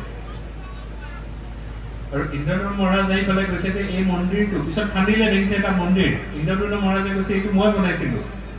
হেৰিয়ে নামানে, ইয়াৰ এতিয়া ৰজা কৈছে তোমাকতো চিনিয়ে নাপাওঁ, তুমি ক'লে কেনেকে হ'ব? তুমি কেতিয়া বনাইছা এইটো অসম্ভৱ কথা গুণ্ডিচা মায়ে কৈছে যে হলেও নামানে তেতিয়া কোনে কণ্ট্ৰিবিউশ্যন দিলে জগন্নাথ পুৰীৰ ভিতৰত জগন্নাথ মন্দিৰৰ লগতে কি আছে ৰোহিণী কুণ্ড আছে তাৰ ওপৰত কল্পবৃক্ষ আছে কল্পবৃক্ষ এটা কাউৰী বহি আছিল কল্পবৃক্ষ মানে কল্প কল্প তাতে থাকে ধ্বংস নহয় এই কাউৰীটো তেতিয়া উইটনেছ হৈছে তেতিয়াৰ পৰা মই আছো সঁচাকে এইটো হেৰিয়ে বনাইছিলে ইন্দ্ৰদম্ন মহাৰাজে বনাইছিল আৰু ব্ৰহ্মাক মাতিব গৈছিলে আৰতি কৰাৰ কাৰণে প্ৰতিষ্ঠা কৰাৰ কাৰণে আৰু তেতিয়া ঘূৰি আহোঁতে তুমি ৰজা হৈছা এই মন্দিৰটো তলত গৈছে কৈছে কাউৰীটোৱে পোৱাৰ কথাও এই ৰজাই বিশ্বাস কৰা নাই কৈছে কি প্ৰমাণ আছে এতিয়া কাউৰীটো লাহেকে ওপৰৰ পৰা পৰি তলত ৰোহিণী কুণ্ডত গ'ল ৰোহিণী কুণ্ডত যেতিয়া পৰিছে ৰজাই দেখা পাইছে যে এই কাউৰীটো এটা চতুৰ্ভুজ ৰূপ লৈ পেলাই বৈকুণ্ঠত গুচি গ'ল লগে লগে চতুৰ্ভুজ ৰূপ যেতিয়া দেখা পাইছে তেতিয়া বিশ্বাস কৰিলে যে এই কাউৰীয়ে মিছা কথা কোৱা নাই তেতিয়া ব্ৰহ্মাই এই জগন্নাথ মন্দিৰ আমি যিটো এতিয়া পুৰীত গ'লে দেখা পাওঁ এই জগন্নাথক প্ৰতিষ্ঠা কৰিছে জগন্নাথৰ নামাকৰণ কোনে কৰিছে নামাকৰণ কৰিছে স্বয়ং ইন্দ্ৰদম্ন মহাৰাজ ইন্দ্ৰদম্ন মহাৰাজে কৈছে যে স্বয়ং ভগৱান পৰম ব্ৰহ্ম কৈছে যে ইয়াৰ ভগৱানৰ নাম থাকিব লাগিব তেওঁ গোটেই জগতৰ নাথ তেওঁ সেইকাৰণে তেওঁ জগন্নাথ আজিৰ পৰা নামাকৰণ কোনে কৰিছে ইন্দ্ৰদম্ন মহাৰাজ তাৰ আগতে এই বিগ্ৰহ পোৱাৰ আগতে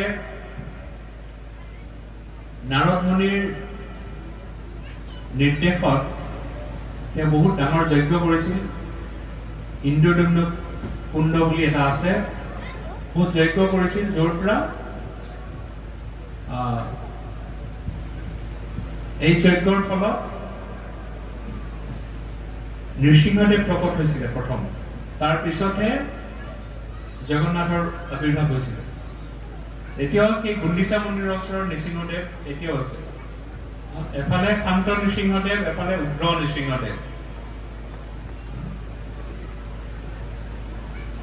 গতিকে এইবিলাক হৈছে ভগৱানৰ অপ্ৰাকৃত লীলা অপ্ৰাকৃত লীলা জগন্নাথৰ লীলা আমি যিমান শুনিম সিমান আমি পবিত্ৰ হওঁ আৰু কলিযুগত মহাপ্ৰভুৱে হৰিনাম প্ৰচাৰ কৰিলে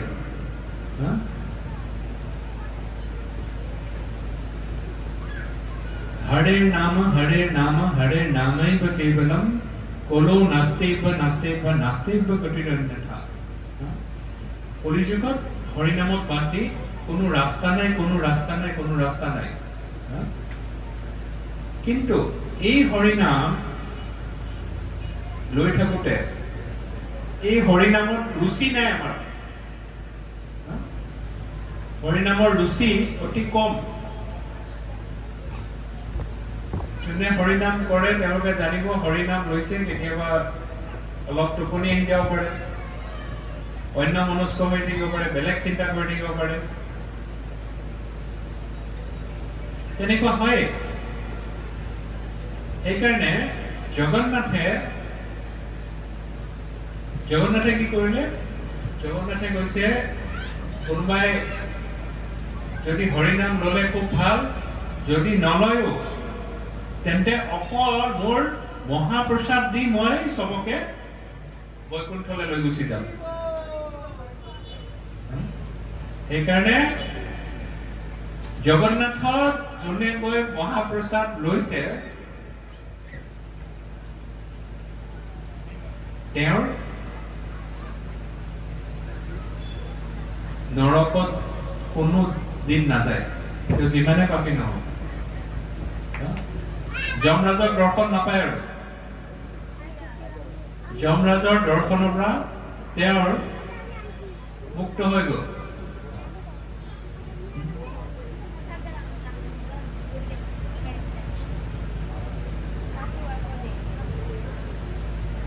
বিশেষ কৃপালো যেতিয়া ব্ৰহ্মাই প্ৰতিষ্ঠা কৰিলে জগন্নাথক সব হৈ গ'ল।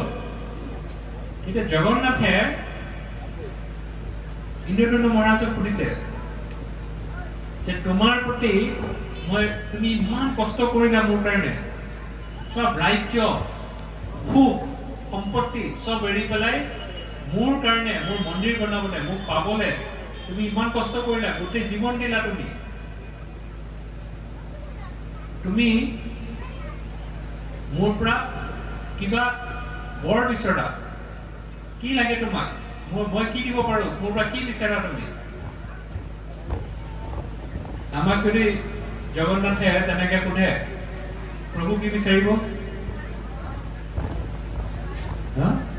গোলক বৃন্দাবন দিব লাগে নে কি?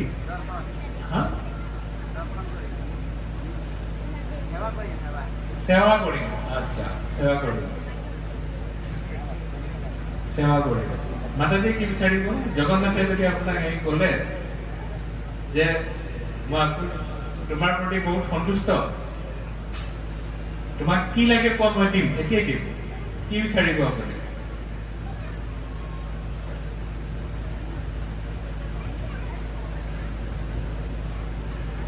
আমি সেৱাই হওক বা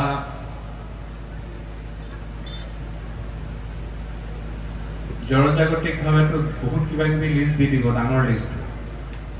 আমি ডাঙৰ লিষ্ট দিব নোৱাৰিলেও আমি ভগৱানৰ সেৱাত থাকিবলৈ আমি কিবা বিচাৰিব পাৰো।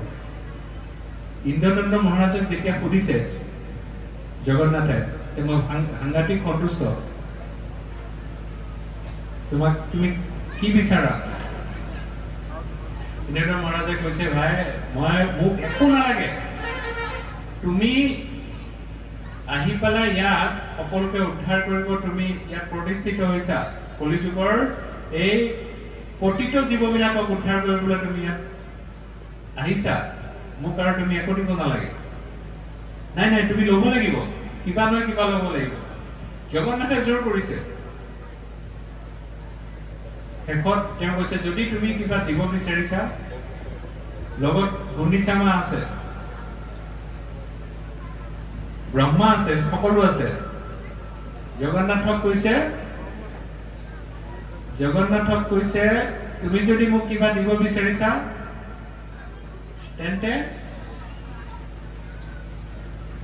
মোক প্ৰথম তুমি কথা দিয়া যে মোৰ এতিয়ালৈকে মোৰ ল'ৰা ছোৱালী কোনো নাই।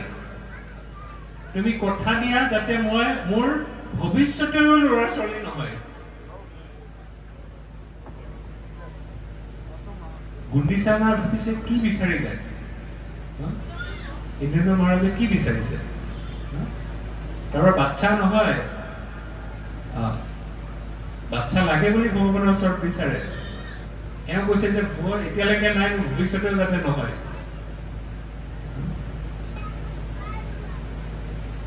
জগন্নাথ নিজে আচৰিত দিছে যে তুমি কি বিচাৰিছা? এইটো কৈছে যে মই এইকাৰণে বিচাৰিছো যে মই বিচাৰো তুমি জগতৰ নাথ হৈ থাকা, তুমি জগন্নাথ হৈ থাকা। মোৰ ল'ৰা গৈ পেলাই ভৱিষ্যতে যাতে ক'ব নোৱাৰে যে এয়া মোৰ দেউতাৰ বিগ্ৰহ আৰু এয়া মই সেৱা কৰিম। এতিয়া মোৰ বিগ্ৰহ হৈ মোৰ ল'ৰাৰ বিগ্ৰহ হৈ থাকাটো মই বিচৰা নাই। তুমি জগতৰ নাথ, তুমি জগন্নাথ হৈ থাকা। সেইকাৰণে মোক ল'ৰা ছোৱালী একো নালাগে ভৱিষ্যতে। তাৰপিছত বিচাৰিলে যে মই গম পাইছো তুমি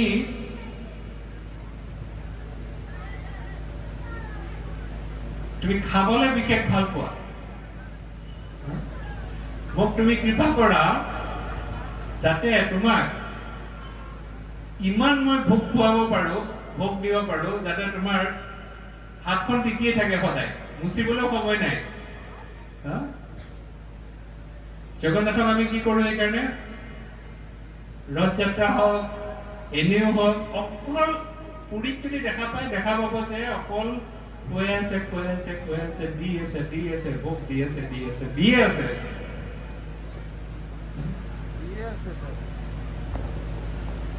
জগন্নাথৰ বিশেষ কৃপালু জগন্নাথ।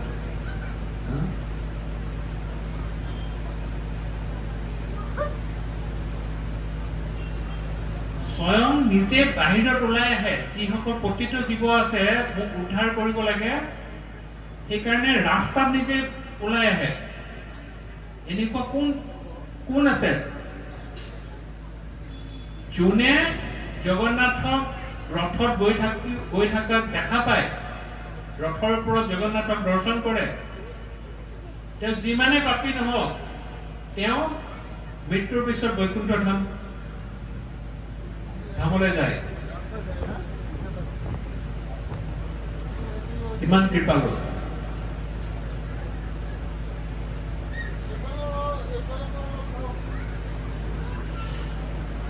জগন্নাথৰ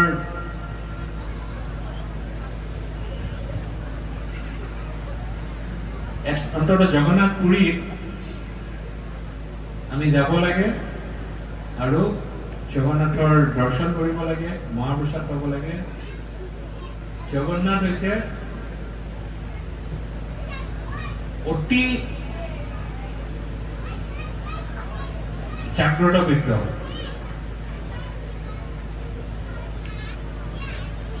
মই অকল জাগ্ৰত বিগ্ৰহ কোৱা নাই, মই কৈছো অতি জাগ্ৰত বিগ্ৰহ জগন্নাথ।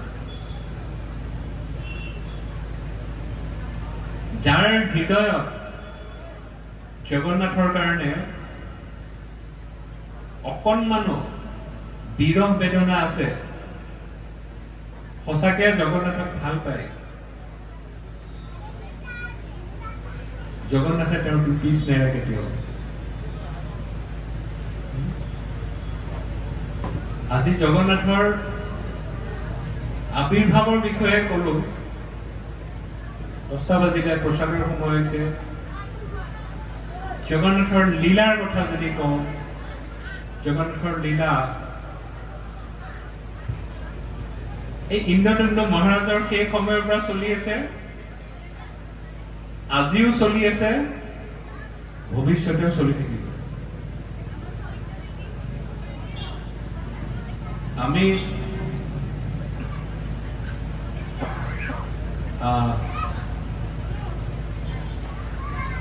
মই এবাৰ কলো, যাৰ হৃদয়ত জগন্নাথৰ প্ৰতি অকণমানো মৰম আছে, অনুকম্পা আছে, প্ৰেম আছে, ভক্তি আছে, শ্ৰদ্ধা আছে, তেওঁ উপলব্ধি কৰিল। জয় জগন্নাথ বলদেৱ সুভদ্রা মহারানী কি, শ্রীল প্রভুপাদ কি, অনন্ত কোটি বৈষ্ণব বৃন্দ কি, নিতাই গৌর প্রেমানন্দে। হরে কৃষ্ণ। হরে কৃষ্ণ। সকলে আনন্দ পেয়েছেন? যতটুকু আনন্দ পেয়েছেন দু হাত তুলুন। আনন্দ পেয়েছেন সকলে? বলেন হরি বল। প্রসাদ সবার জন্যই আছে, অনেক ক্ষুধার্ত হয়ে গেছেন, আওয়াজ বেরোচ্ছে না তা কারো। হ্যাঁ, একটু জোরে হরি বল, আর একটু জোরে হরি বল। তা আপনারা কি চান যে প্রভু মাঝে মাঝে এসে আমাদেরকে ওনার মূল্যবান সময় আমাদেরকে ওনার এই অমৃতময় হরিকথা আমাদের প্রতি বর্ষণ করুক? আপনারা চান? কারা কারা চান হাত তুলুন তো দেখি। প্রভু সকলে বিচাৰিছে আপনাৰ। তো আজি মই প্ৰভুক বিশেষকে ধন্যবাদ জনাইছো। প্ৰভুক মই বিশেষকে ধন্যবাদ জনাইছো। তো আজি তেখেতৰ এই মূল্যবান সময় আমাৰ মাজত দিয়াৰ কাৰণে। প্ৰভু বহুত ব্যস্ত। যোৱাকালি প্ৰভু বঙাইগাঁৱত আছিলে, আজি আমাৰ তাত, নেক্সট ঢেকিয়াজুলি। হা, তো কালি প্ৰভু ঢেকিয়াজুলি যাব ইয়াৰ পৰা, চিন্তা কৰক। তো গোটেই 7 দিন প্ৰত্যেকটা আমাৰ যিমান ডিষ্ট্ৰিক্ট আছে, যিমান দূৰত দূৰত আমাৰ ৰথযাত্ৰা হৈ আছে, প্ৰভু সকলো জেগাতে গৈ পেলাই তেখেতে আপোনাৰ অমৃতময় হৰি কথা শুনি সব জায়গায় প্রচার করছেন এবং তিনি হচ্ছেন আমাদের ইস্কনের অল আসাম নামহট্টের ডাইরেক্টর এবং বিশেষ করে আমাদের যে কোকরাঝাড় ইস্কন মন্দির রয়েছেন এটা সম্পূর্ণভাবে আমাদের প্রভুর সুপারভিশনে বা প্রভুর দায়িত্বে রয়েছেন। আমি প্রভুর আনুগত্যে সেবা করি, হ্যাঁ, প্রভুদের নির্দেশে আমি চলি। তো তাই সকলে একবার প্রভুর, যেহেতু এত মূল্যবান সময় বের করে আমাদের জন্য এসেছেন, প্রভুর জন্য আমরা একবার হরিনাম করব। সকলে করবেন তো? সকলে দু হাত তুলুন। হরে কৃষ্ণ হরে কৃষ্ণ কৃষ্ণ কৃষ্ণ হরে হরে হরে রাম রাম রাম হরে হরে। জয় শ্রী শ্রী জগন্নাথ বলে সুভদ্রা মহারানী কি। তো এখন আমাদের একটি ডান্স আছে, তো আমাদের কৌশিক দে প্রভুকে আমি মঞ্চে আসার জন্য অনুরোধ করব। তিনি এসে সেই ডান্সের বিষয়ে সম্পূর্ণ বলবেন। হরে কৃষ্ণ।